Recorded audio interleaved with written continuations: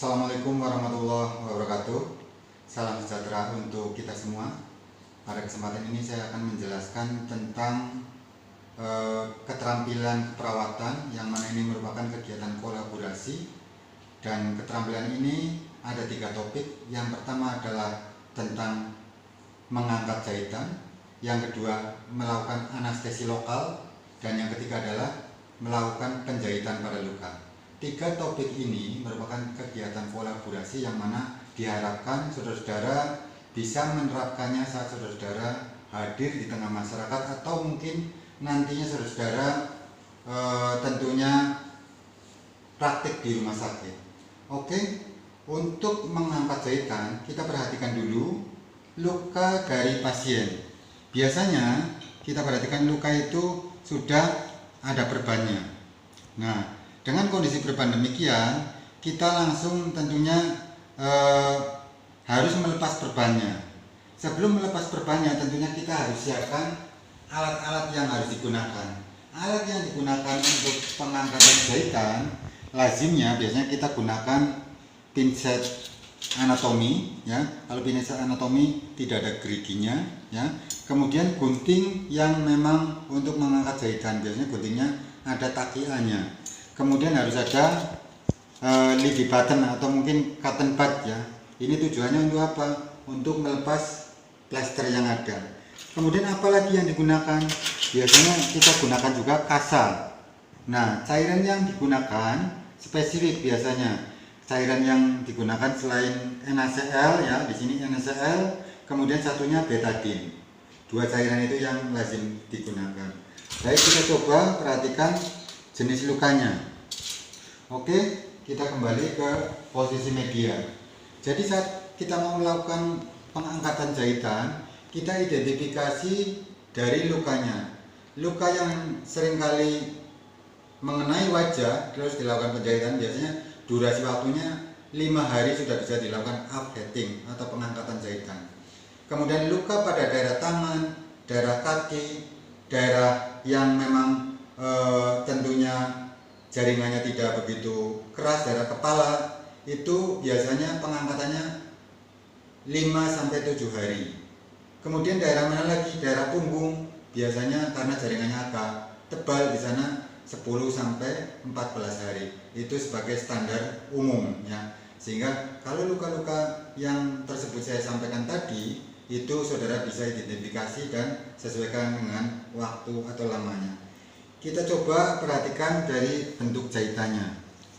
Oke, kita lihat bentuk jahitannya, ya. Kita berikan dekatkan alat-alat, ya, diantaranya bengkok, ya. Kemudian kita bersihkan atau kita basahi daerah yang akan kita lepas, ya. Kita basahi dulu, ya. Setelah dibasahi, kita lepas perlahan-lahan untuk plasternya. Kita lepas, agak sakit ya Bu, ya. Kita perlahan. Kita lihat bentuk lukanya. Oke. Nah, saudara bisa lihat ini bentuk lukanya, ya. Oke, taruh di bengkok. Kemudian kita menggunakan pinset anatomi dan gunting yang akan kita gunakan. Perhatikan saat kita mau mengangkat jahitan, tentunya kita pegang simpulnya dulu. Saya ulangi, pegang simpulnya. Kemudian setelah kita pegang simpulnya, kita goyang-goyangkan dulu. Oke. Kalau lukanya masih kemerahan, biasanya belum memungkinkan untuk kita lakukan pengangkatan jahitan. Tapi kalau lukanya sudah sempurna, tidak ada pesnya, kemudian tidak ada kemerahan, berarti kita bisa lakukan pengangkatan jahitan. Sebelum dilakukan pengangkatan jahitan, biasanya kita basahi dulu, ya, dengan NaCl, kita bersihkan. Oke, usap sekali saja.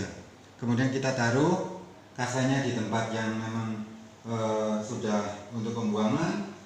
Kemudian kita tetap pegang kasa untuk menempatkan dari benang yang sudah kita akan potong, ya.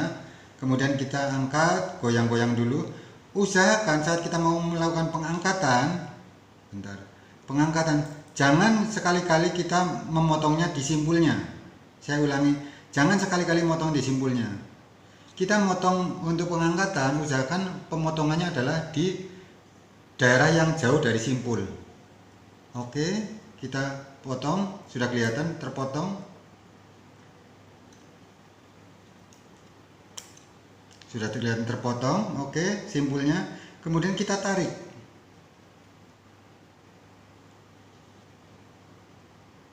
Oke. Nah, ini pengangkatan pada jahitan. Kemudian mana lagi? Sebisa mungkin kita mengangkat jahitan adalah zigzag, selang-seling. Jadi setelah ini diangkat, kita angkat sebelahnya lagi, potong lagi, kita angkat. Kenapa harus jaringan yang agak jauh atau benang yang agak jauh dari simpul? Tujuannya mengurangi dari kontaminasi. Karena biasanya kalau kita memotongnya di simpulnya, kemudian kita tarik sini, kemungkinan di sini ada stol sel darah yang tersisa sehingga masuk ke jaringan yang di dalamnya, menimbulkan benda asing di dalam tubuh sehingga akan menimbulkan infeksi pada pasien. Itu secara sepintas untuk pengangkatan jahitan. Saya tidak akan demonstrasikan secara keseluruhan, tapi intinya bahwa saat saudara melakukan pengangkatan jahitan itu perhatikan tetap dilakukan pemotongan atau pengangkatan selang-seling. Yang kedua, durasi waktunya sesuaikan dengan di daerah mana akan dilakukan pengangkatan jahitan. Oke, sementara waktu untuk kegiatan upheatingan demikian. Dan setelah dilakukan tindakan, tentunya terakhir adalah tetap kita berikan antiseptik di sini. Yang biasa diberikan antiseptik biasanya salep.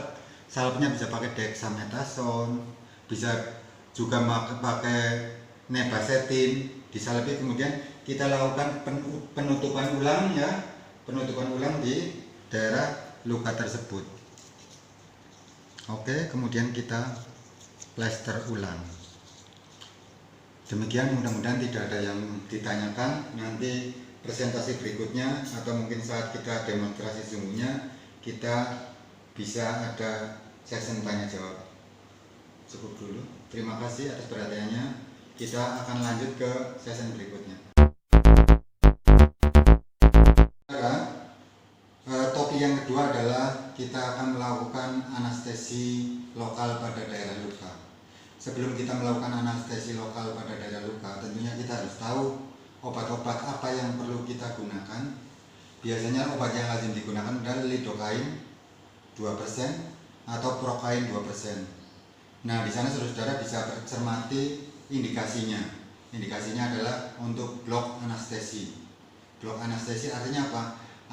Untuk menghilangkan rasa sakit di daerah yang kita lakukan atau terpapar oleh zat tersebut. Sehingga di sana tentunya harapannya ketika kita perhatikan lukanya, kita sebisa mungkin memberikan anestesi, dioptimalkan daerah tersebut. Nah, obat yang digunakan biasanya bentuknya ampul, ya, bentuknya ampul, procaine atau lidocaine.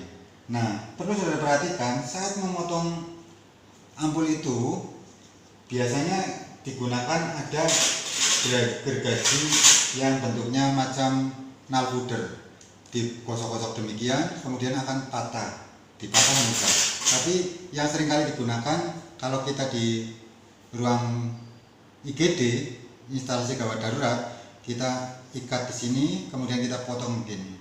Perhatikan, kelihatannya sepele, tapi seringkali ini membawa petaka, musibah, karena biasanya tangannya yang luka akibat dari pecahan dari botol itu sendiri.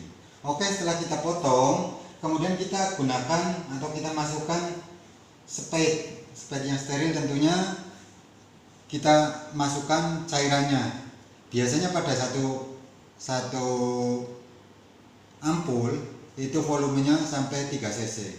Kita tarik, usahakan saat kita menarik posisi arah spade dibalik begini, masukkan, balik, kita masukkan. Nah, perhatikan ada sekitar 3 cc ya. Bisa sudah perhatikan sekitar 3 cc cairan yang ada ya. Kemudian kita buang udaranya.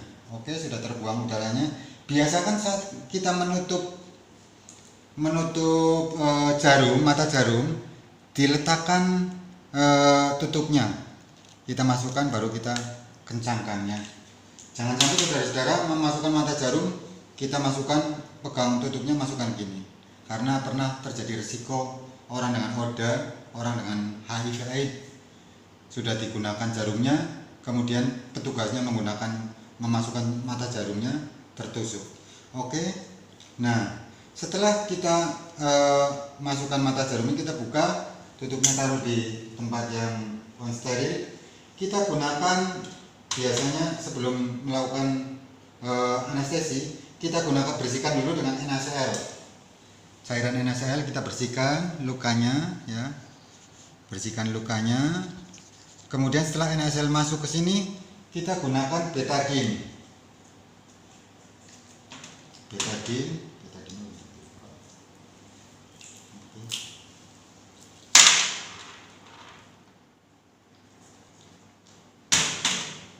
Betadine ya, kita gunakan betadine. Oleskan daerah yang akan kita lakukan insersi. Insersi itu penusukan ya, daerah yang akan kita lakukan insersi. Kemudian setelah kita cari daerah yang paling jauh dari luka robek tersebut. Misalnya luka robeknya daerah sini, kita lakukan insersi dari sini. Masukkan sepanjang arah jarumnya. Oke, saudara perhatikan. Setelah itu kita lakukan aspirasi, pengisapan. Kita lakukan aspirasi. Oh, tidak ada darah yang terbawa, berarti tidak masuk ke pembuluh darah. Kita masukkan cairannya sambil perhatikan. Masukkan sambil ditarik ke belakang. Masuk cairannya ke belakang, didep langsung. Nah, usahakan jangan sampai mata jarumnya terlepas. Saya ulangi, usahakan sampai mata jarumnya tidak lepas. Kita arahkan ke area sebelahnya. Oke. Baru kita tarik pelan-pelan sambil masukkan cairannya. Oke, ini perlu jam terbang ya. Setelah masuk, kemudian kita arahkan lagi daerah sebelahnya. Diulangi sesuai dengan panjangnya luka. Masukkan, baru kita tarik sambil masukkan cairannya. Terus setelah itu arahkan lagi ke daerah yang belum ada anestesinya. Kemudian kita tarik sambil memasukkan cairannya. Oke, setelah anestesi masuk, kita tutup lagi.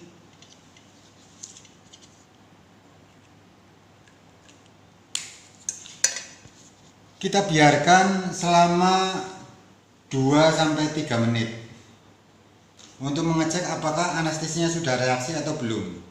Nah, untuk pengecekan biasanya yang sering kali saya gunakan adalah menggunakan pinset chirurgi. Ya, pinset chirurgi. Pinset chirurgi yang ada kakak-tuanya, ada takikannya. Kita cek. Permisi ya Bu, Pak. Dicubit begini. Sakit tidak? Kalau dicubit begini, aduh masih sakit, berarti kita tunggu sebentar lagi. Tapi durasinya biasanya 2-3 menit sudah tidak terasa sakit. Nah, kita cek lagi, sakit tidak? Oh, tidak sakit. Sakit tidak?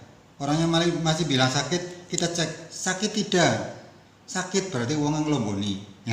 Tapi kalau misalnya dicek begini, sakit tidak? Sakit berarti ngelomboni juga. Tapi kalau kita cek begini, sakit tidak? Tidak sakit. Sakit tidak sakit, berarti sudah anestesinya sudah menyebar.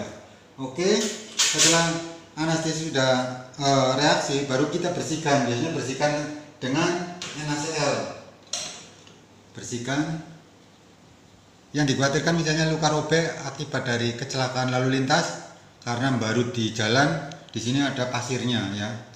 Kita bersihkan, membuka jaringan tersebut ya.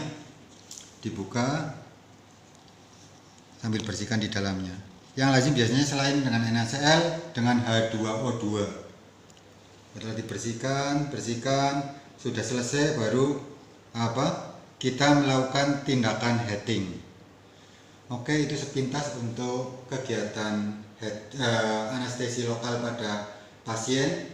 Kemudian kita akan beranjak ke topik berikutnya, yaitu melakukan heading pada luka pasien. Demikian, mudah-mudahan bermanfaat untuk saudara-saudara. Saya Iri, wassalamualaikum warahmatullahi wabarakatuh. Itu melakukan heading pada daerah luka. Perlu saudara ketahui bahwa untuk jenis luka ada dua jenis luka yang lazim kita pahami, yaitu vulnus laceratum dan vulnus punctum. Vulnus laceratum itu apa? Biasanya itu luka robek. Luka robek jenisnya apa? Akibat kecelakaan lalu lintas, kemudian akibat senjata tajam, kemudian apalagi akibat disayat oleh temannya.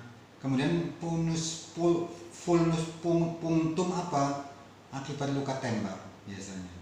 Akibat luka tembak biasanya daerah yang kena jaringan yang kena peluru akan mencari sumber dari aliran darah, sehingga kita sulit sekali untuk identifikasi. Kita akan melakukan untuk luka robek. Nah, untuk luka robek tentunya kita identifikasi luka robeknya berapa panjangnya ya, karena untuk melakukan heading biasanya jarak antar jahitan satu ke jahitan berikutnya itu 1 cm. Saya ulangi, jaraknya 1 cm. Sebelum melangkah ke area tersebut, saya perlu jelaskan untuk kebutuhan dari kegiatan heading luka, kita gunakan nalfuder. Nalfuder apa fungsinya? Fungsinya untuk memegang dari jarum ya. Oke, ini nalfuder. Ngambilnya lagi bagaimana? Oke, selain nalfuder apa? Berikutnya adalah gunting. Ini gunting jaringannya. Kemudian apa lagi? Biasanya pinset chirurgi yang ada takikannya. Oke, 3 pun. Yang keempat adalah biasanya yang kita gunakan adalah artery clamp. Artery clamp tujuannya untuk apa? Artery clamp juga bentuknya macam-macam. Ada yang lurus, ada yang bengkok. Tujuannya apa? Untuk mencari sumber perdarahan. Biasanya kalau ini sih tidak nampak pendarahan. Kalau luka sesungguhnya biasanya ngucur saja kayak kerannya. Kita cari sumber perdarahannya, kita clamp, kemudian kita lakukan pengikatan di dalam. Itu yang seringkali ditemukan di masyarakat. Oh, arterinya putus, kita clamp saja, kemudian kita ikat. Loh Pak, kalau sudah diikat arterinya, nanti aliran darahnya kemana lagi? Biasanya akan mencari aliran darah berikutnya. Jadi jangan takut ya, kalau ini diikat nanti kakinya tambah membesar, tidak. Tapi nyatanya ketika kita clamp kemudian kita ikat, tidak ada pengaruh ke area lain. Baik, itu penjelasan singkat untuk kegiatan heading. Kemudian untuk heading, saya jelaskan juga ada 2 jenis benang. Yang pertama benang yang absorb ya. Ini akan jenisnya adalah catgut ya. Ukurannya macam-macam. Ada yang ukuran kodenya USP 30 ya, ada yang 40, ada yang 20. Yang besar biasanya 20. Kalau yang lazim yang digunakan adalah 30. Kemudian selain yang absorb, yang terserap ini yang bisa jadi daging ya. Kemudian ada juga yang silk ya, mereknya silk braided. Ini adalah benang yang non absorb, jadi ini tidak terserap ke dalam jaringan. Jangan sampai benang ini nanti saudara heading untuk daerah di dalam kemudian tidak dilakukan AF. Ini harus dilakukan AF. Oke, kita akan melakukan heading di luar, berarti bisa menggunakan benang yang non absorb, tidak terserap. Oke, bagaimana cara mengambil benangnya? Biasanya di dalam ini steril ya, lazimnya ini steril, sudah dibukakan oleh asisten, kemudian steril. Kita ambil benangnya. Benang sekarang sudah enak ya, benangnya biasanya sudah melekat, ada jarumnya sekalian. Oke. Panjangnya di sini 1,5 meter biasanya ya. Jadi nanti saudara punya kesempatan untuk heading cukup banyak, syukur tidak habis, sehingga teman-teman yang tidak belum lincah bisa mengulang-ulang, jangan sampai nanti benangnya kurang ya. Kalau ini benang yang untuk non absorb ini hanya 75 cm, tapi ini yang absorb ini sampai 1,5 meter. Di sini ada tulisannya 150 cm. Oke, bagaimana Pak caranya untuk melakukan heading? Biasanya kita kelun di sini ya. Kelun apa? Ikal ya, ikalkan di tangan. Jangan sampai saudara nanti begitu mau heading kesulitan. Nah, setelah kita ikal di tangan, kemudian lazimnya biasanya pakai asisten, tapi ini Pak Yudi biasa nggak menggunakan asisten ya. Tadi sudah dilakukan anestesi, kemudian kita usap lagi dengan insektisida ya, insektisida. Mohon maaf, bukan insektisida, pakai NaCl atau betadine. Kita bersihkan lagi dengan satu usapan, kemudian kita lakukan heading. Cara pegangnya demikian ya. Jadi jangan sampai saudara nanti tangannya masuk ke sini gini ya. Itu yang sering kali. Jadi usahakan sudah diklaim ya. Cara pegangnya bagaimana Pak Widi? Nah, kita lihat pegang, kemudian sampai bunyi. Kemudian kita arahkan tangannya demikian, kita arahkan benangnya demikian. Oke, setelah itu kita angkat jaringan yang mau dilakukan tindakan. Untuk mengangkat jaringan yang akan dilakukan tindakan, kita cari daerah yang jauh dulu ya. Jaraknya berapa untuk melakukan headingan? Biasanya jaraknya sekitar 1 cm jauh dari area yang mau dilakukan headingan. Nah, sudah masuk, kemudian kita pandu.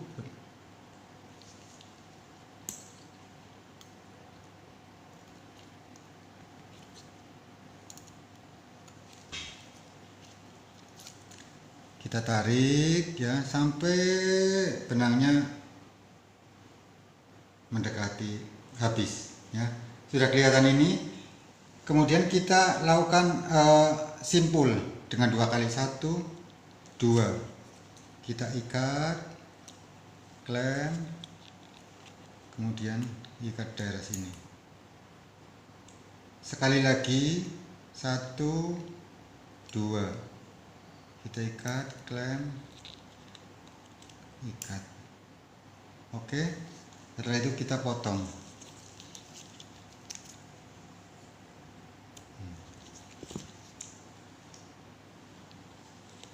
Berikutnya, jarak dari jahitan satu ke berikutnya adalah 1 cm lazimnya, sehingga kita harus ancang-ancang yang ini jumlahnya harus berapa jahitan sih, harus disesuaikan ya. Kita klem lagi 1 2.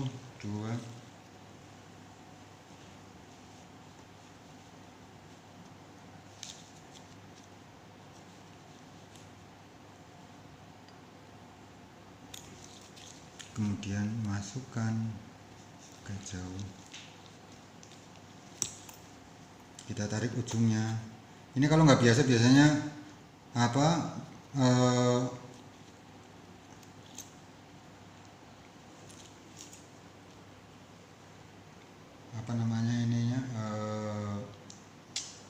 jarumnya bisa patah ya.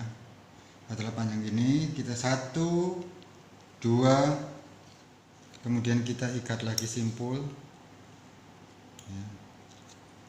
1 2 simpul. Oke, ikat. Ini jahitan yang biasa ya,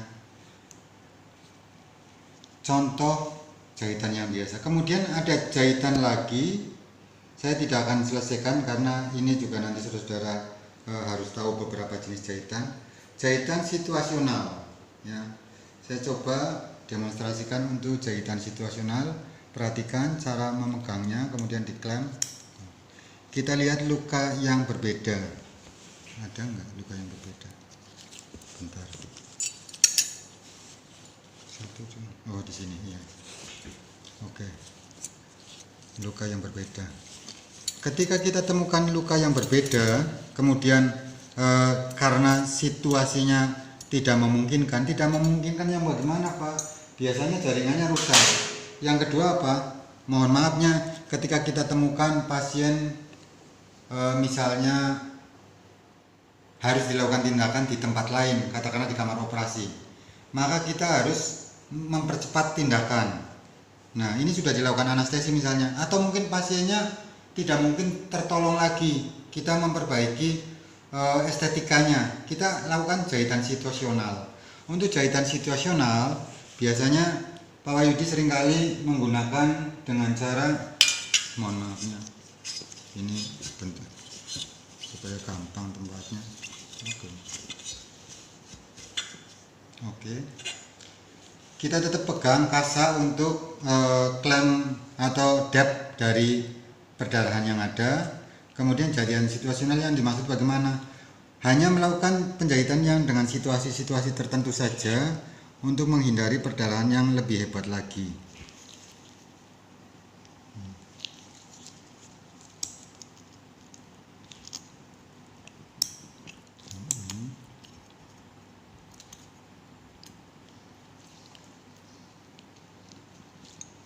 Nah, kita ikat seperti tadi ya. Simpul yang pertama, kemudian simpul berikutnya, kemudian situasionalnya bagaimana maksudnya? Biasanya modelnya jelujur karena di sini lukanya besar ya, sehingga kita model jelujur. Jadi nanti memotongnya pada akhir dari kegiatan atau akhir dari headingan tersebut.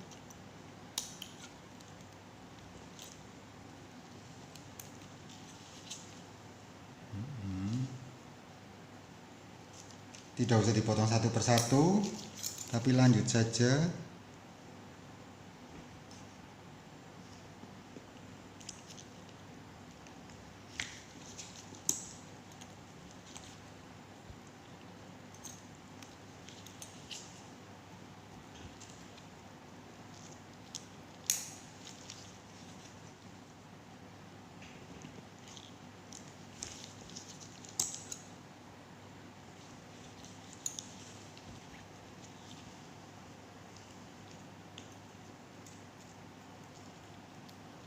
Oke, tinggal 2 lagi kemungkinannya. Nah, ini kalau klemnya kurang kenceng biasanya kurang pas, demikian bleot ya.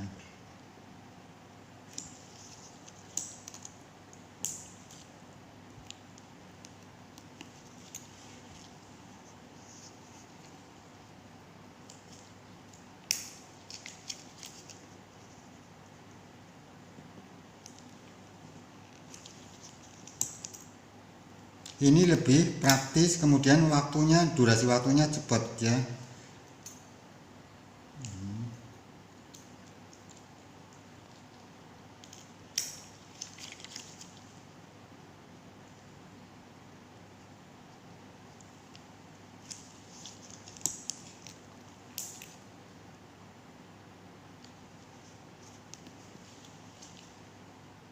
Nah, ini terakhirnya biasanya kita simpul di daerah terakhir. Di sini lakukan simpul. Oke, 1, 2, simpul.